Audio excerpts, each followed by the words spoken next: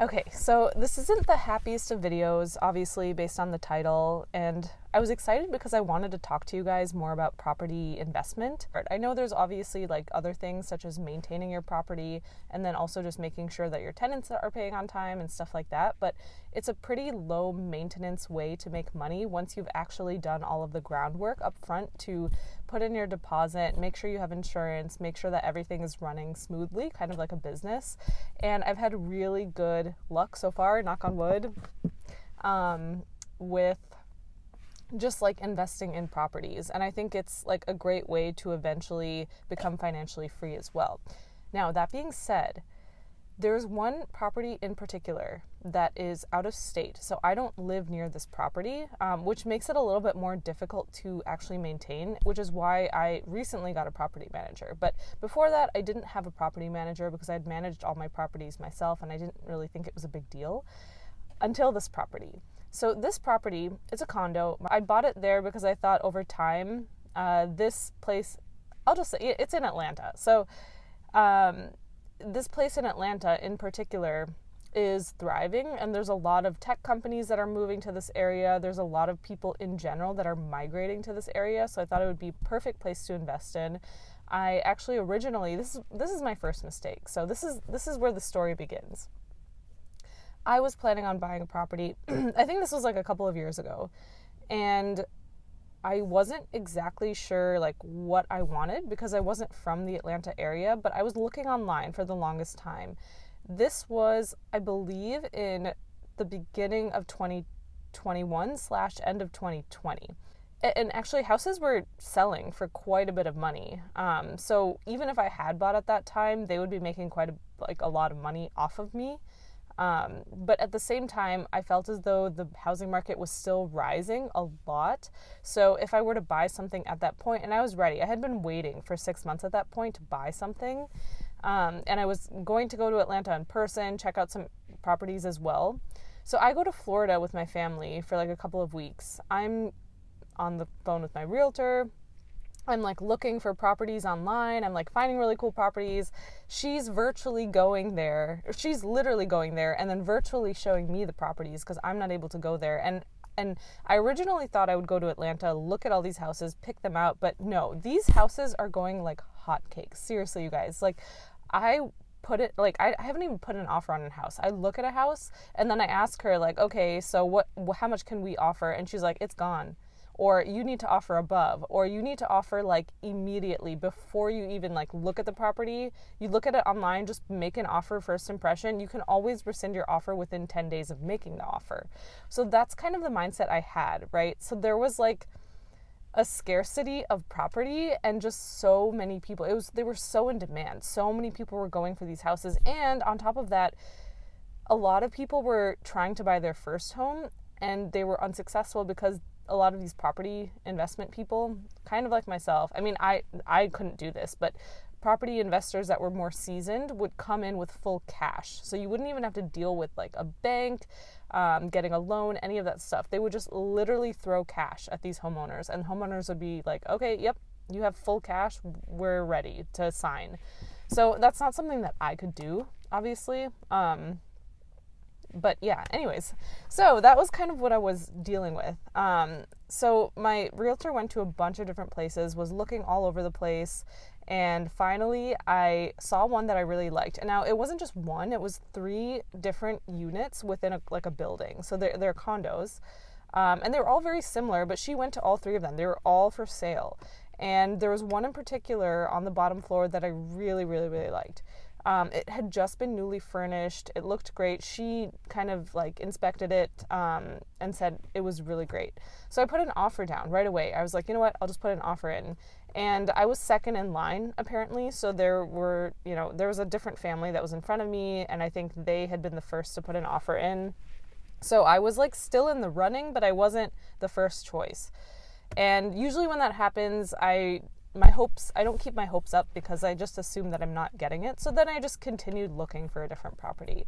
But then some time passes, and apparently there was an issue with their payment, or their their down payment, basically. I'm not sure exactly what the issue was. But then I was suddenly in the running to get the house. So Long story short, I end up buying the property. We have a home inspector. We have we go through all these bells and whistles. I eventually see the property because I go to Atlanta before I actually like sign for the property and like hand over my money. I'm not that crazy. So I'm not going to, like, technically I was window shopping online and bet on the house online, but I did go see it before I actually bought it, you guys, don't worry. And it was great. I really liked it. And it was in a nice area as well.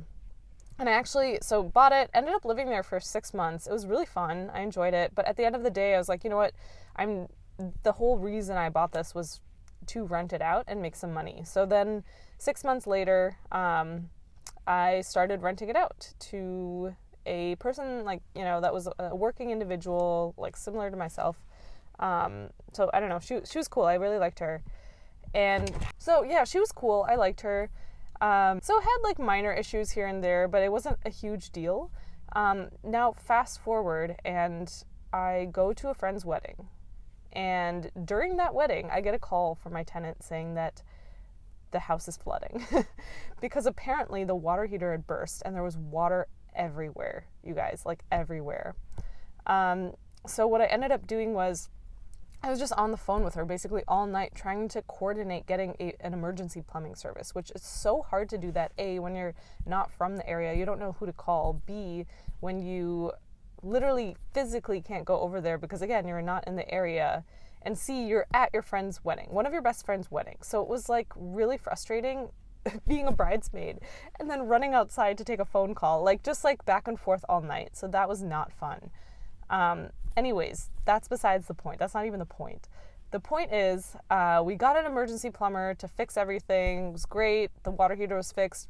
Literally, my realtor, who was not working for me at the time, and her daughter went over to the house because my tenant didn't want to stay there. Understandably, there was water everywhere. And they literally bought towels and cleaned up the entire place. Like, there are good Samaritans out there. Like, seriously, that was amazing of them to do that.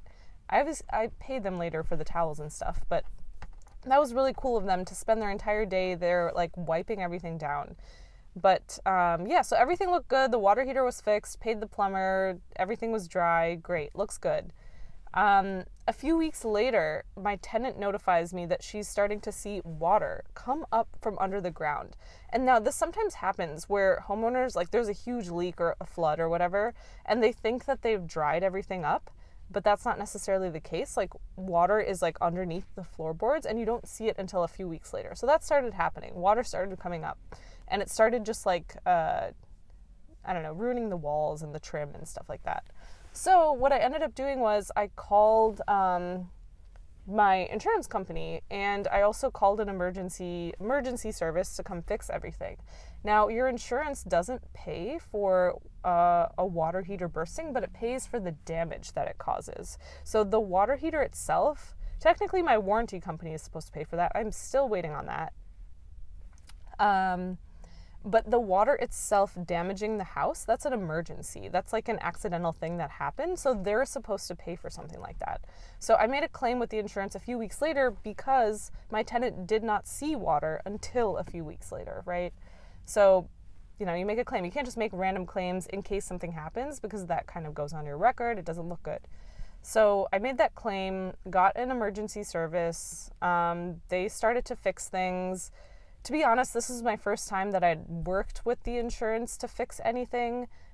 So I was like asking a million questions of the insurance, of the contractor, making sure that like I knew what was going on. I was asking them to update me on all the progress. To be honest, the contractor was pretty bad at communicating. They did a great job, but they were terrible at communicating. So, it's kind of a hit or miss with these things. And, I thought everything was going smoothly. I was talking to the I was talking to the agent. I wasn't going to say the insurance company, but it's my like family has had really good luck with. It's not like necessarily the insurance company as a whole. I'm not like slandering the insurance company. I think they've had good luck with them. It was like my particular experience with particular agents. I just felt that it was a little unprofessional. So I had one agent / adjuster, I don't even know, they didn't really explain the process regardless of how many like dumb questions I asked.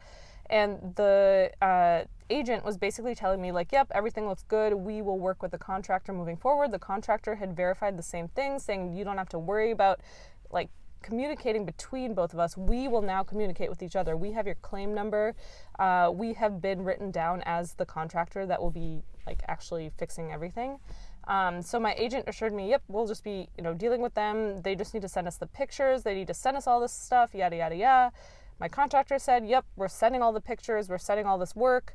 And yeah, everything seemed to be going well. Technically, contractors don't wait for an approval in an emergency situation, so they just started working because they kind of got the go-ahead from my agent. So allegedly, I don't know. I am a little skeptical of that. Anyways, yeah, so the agent said everything was fine. And then my tenant, who was living there still at the time, there was going to be a transition phase between her leaving and my new tenants moving in. So she was asking me like, hey, can we stop all this work until I leave in a couple weeks? And I was like, sure. I mean, that's not too much to ask. I'll ask the contractor if that's possible. He said yes. I gave him the exact dates that I would be back in town, because at this point, I was like, this is a project. I'm going to go into town for like a week and just figure all this shit out. Hopefully I'll remember to bleep that out. Anyways, so then I went to Atlanta. A couple weeks later, we had the dates figured out. My tenant had moved out. And then I had an issue with the contractor. He wanted to come on a Saturday, which was within that time frame. But I said, hey, like, my tenant unfortunately got COVID last week, so she couldn't move everything out on Thursday. So she's just still kind of moving her stuff out today. Can you still come Sunday, Monday, Tuesday, whatever, within that time frame? And they were like, yeah. So I assumed, okay, everything's good. Now, Sunday comes, they don't answer the phone. Monday comes, I call them again. He's like making excuses about not being able to show up, saying like, oh, we already agreed on that time frame on Saturday and you weren't available. And I was like, all right, so this is where the communication thing comes in, right? Now, it's an agreement between me and the contractor that time frame works. So being completely honest, I was doing something nice for my tenant, allowing her to stay an extra day to move all her stuff. Now, if the contractor had told me, we are not able to come Sunday, Monday, Tuesday, we can only come on Saturday, I would have told my tenant, honestly, tough luck, I'm really sorry, but this is the only day my contractor can come. Either you get your stuff moved out now, or they're going to work around your stuff, and your stuff is going to get like messy and gross. Like, there's no option for me. That's what I would have done, honestly. Like, I was trying to be nice to help her out. But that obviously bit me in the butt, because they were like, well, you weren't available on Saturday, so we don't know if we can come today. And this was Monday at this point. And I was like, well, initially we agreed on that time frame, and then on Saturday I asked you if it was okay for us to do it the other days, because my tenant was still moving out because she had COVID the previous week, so she couldn't move out the previous week. So I was like really frustrated because the communication already was lacking, and that already made me a little bit skeptical about the whole process. Anyways, this video is getting really long, so moving forward, so then I went into my crazy mode. When I am not getting what I want, I get into this like, all right, this needs to get done now mode. So I started like calling him, calling one of the people that worked for this contractor, calling the people, like the painter, literally calling every single person that worked for this person to like individually and like get everyone to collectively come to my place and fix it. Nothing was working. What I ended up doing was, I remembered that someone a long time ago had called me for my insurance like claim number, and I believe it was his boss. And I was like, ooh, I wonder if I still have his boss's number saved in my like previous calls or missed calls, because I also had got. And just what I ended up doing was I searched for that claim number in my text messages, and I found that I had sent her that claim number a long time ago. So I call her on the phone, and she answers, and I tell her the whole situation. Like, look, there was some sort of miscommunication. I had agreed on these dates for them to come fix everything. I have tenants moving in soon, and I had asked on Saturday if I could get them to work on Sunday, Monday, Tuesday. That was confirmed, and now they're going back on their promise, and I'm only in town for like a few more days. I need to get this done as soon as possible. And she was like, I'll take care of it. That's all she said. She said those few words and hung up. And literally within the next 5 minutes, you guys, he called me again and said that they're sending someone over. Insane, which apparently later I found out that was his wife. I had called the contractor's wife. I didn't realize that at the time, which she seemed super badass, so that's cool. Anyways, so they sent people over, but they were just painters, so they were like painting, and I was asking the painters, the floors getting fixed, like all the floors, so they had ripped out the wall. Okay, let me just, they had ripped out all the walls.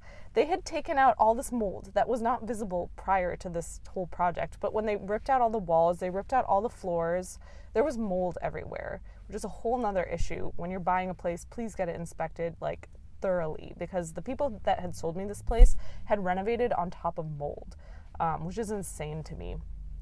Anyways, so they found a bunch of mold. They were like taking out, like literally excavating this mold.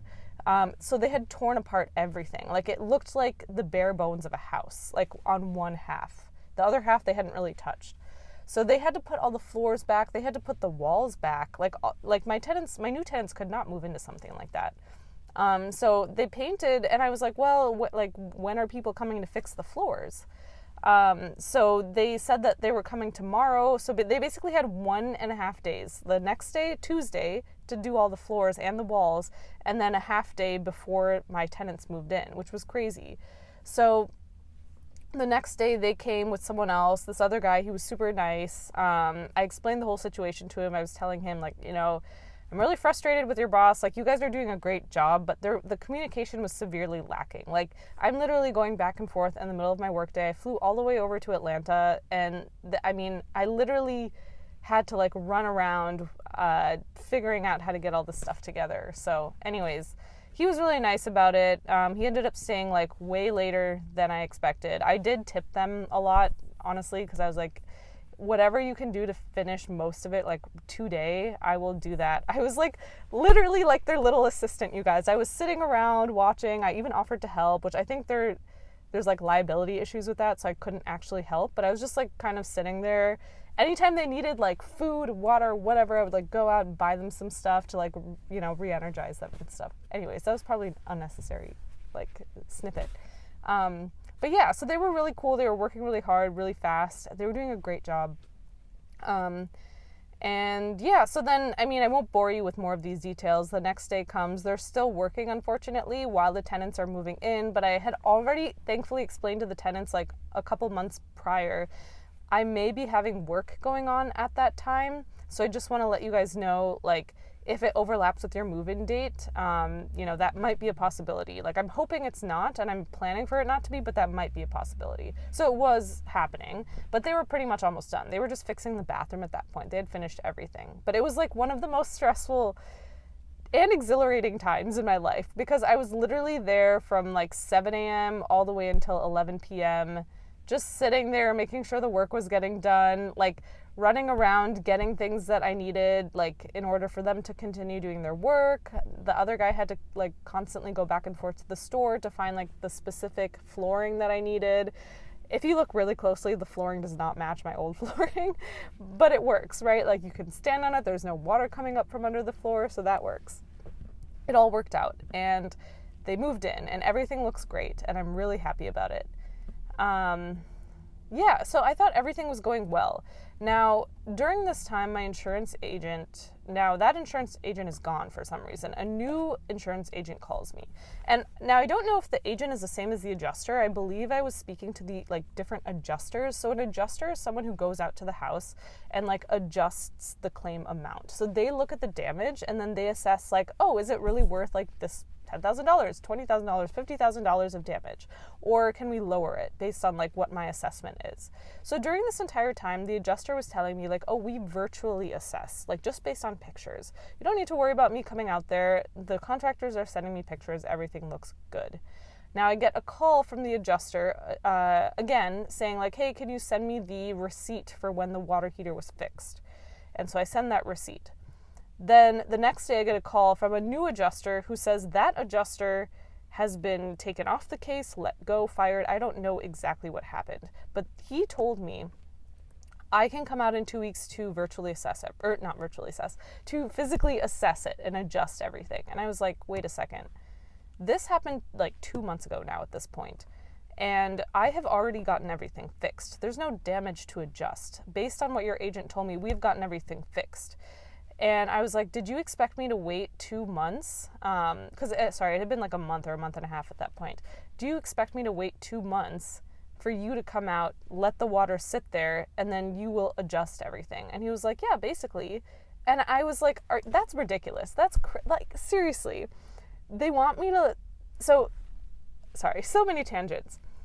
The insurance doesn't pay for, like, I don't think it's called second degree, but like secondary damages. And the secondary damage is like when you let the first damage sit for too long, or you let something that gets damaged continue to get damaged. Insurance doesn't pay for secondary damages. So what he was asking me to do was let the water sit there for 2 months, thus making it secondary damage. There would be tons of other damage because I had just let it sit there for 2 months, right? And insurance doesn't cover that. So in my mind, he was telling me that we don't want to pay for it. Why didn't you just let it sit for 2 months so I could adjust it and tell you, oh, we're not paying for that. You let that sit for 2 months. Like, it just didn't make sense. So I told him that's not acceptable. I was told by this agent, go find him, whoever was on my case before, blah, blah, blah. We did it based on what he told us. That's pretty much it. We had back and forth. I was like, no, that's unacceptable. Like, pull my records, pull our voice memos, like our phone calls. This is what we had discussed. And he was like, all right, I'll see what I can do. Another adjuster calls me like a month later. I had emailed and called my agent at this time. My agent just never responds to me for some reason. And he's like, and I'm also talking to the contractor, like, you're working with them, right? Like, you're making sure that you're getting your money.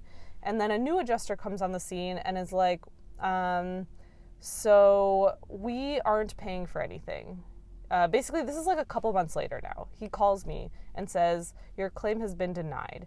And that, in that moment, I was so frustrated, you guys, because for months, right? Like for months, I had been getting things fixed. I had been literally spending my own money to fly out there, make sure that everything was getting done, tipping the workers, like a lot of money, honestly. I was tipping them a lot of money just to make sure that they got everything done like really well.